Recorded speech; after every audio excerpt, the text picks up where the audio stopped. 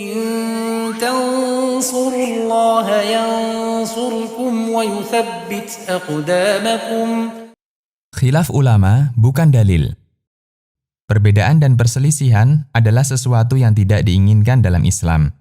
Dalam banyak ayat, Allah memuji persatuan dan mencela perselisihan. Allah Subhanahu wa Ta'ala berfirman yang artinya, "Berpegang teguhlah kalian semua dengan tali Allah, yaitu aturan Allah, dan jangan berpecah belah."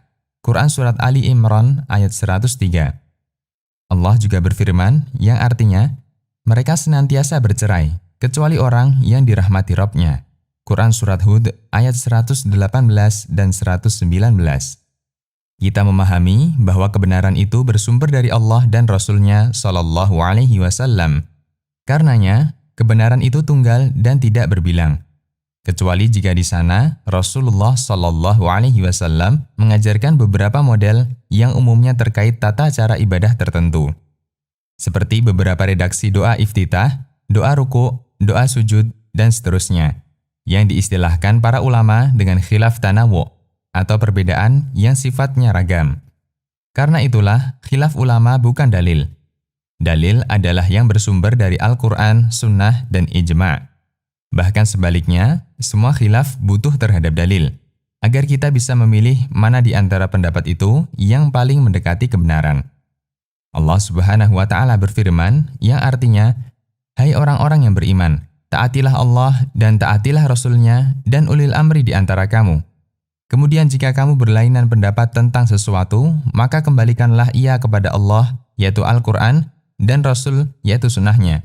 Jika kamu benar-benar beriman kepada Allah dan hari kemudian, yang demikian itu lebih utama bagimu dan lebih baik akibatnya."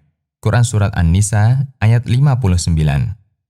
Anda bisa perhatikan upaya kita mengembalikan kepada Al-Quran dan Sunnah ketika terjadi perbedaan merupakan bukti keimanan kita kepada Allah dan hari akhir.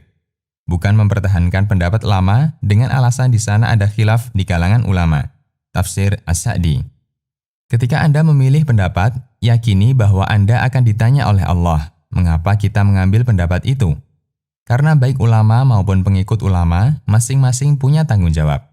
Pengikut ulama bertanggung jawab untuk memilih pendapat yang paling mendekati kebenaran jika terjadi perbedaan di antara ulama. Para ulama tidak bisa menyelamatkan kita ketika di hadapan pengadilan Allah. Masing-masing akan mempertanggungjawabkan perbuatannya sendiri. Allah Subhanahu wa Ta'ala berfirman yang artinya, tiap-tiap diri bertanggung jawab atas apa yang telah diperbuatnya. Quran Surat Al-Muddatsir ayat 38. Bayangkan ketika hanya bisa gigit jari karena menyesali perbuatan kita di hari akhir. Allah Subhanahu wa Ta'ala berfirman yang artinya, dan ingatlah hari ketika itu orang yang zalim menggigit dua tangannya, seraya berkata, "Aduhai, kiranya dulu aku mengambil jalan bersama-sama Rasul. Kecelakaan besarlah bagiku, kiranya aku dulu tidak menjadikan si fulan itu teman akrabku. Sesungguhnya dia telah menyesatkan aku dari Al-Quran ketika Al-Quran itu telah datang kepadaku. Dan adalah setan itu tidak mau menolong manusia." Quran Surat Al-Furqan ayat 27 hingga 29. Demikian, Allahu a'lam.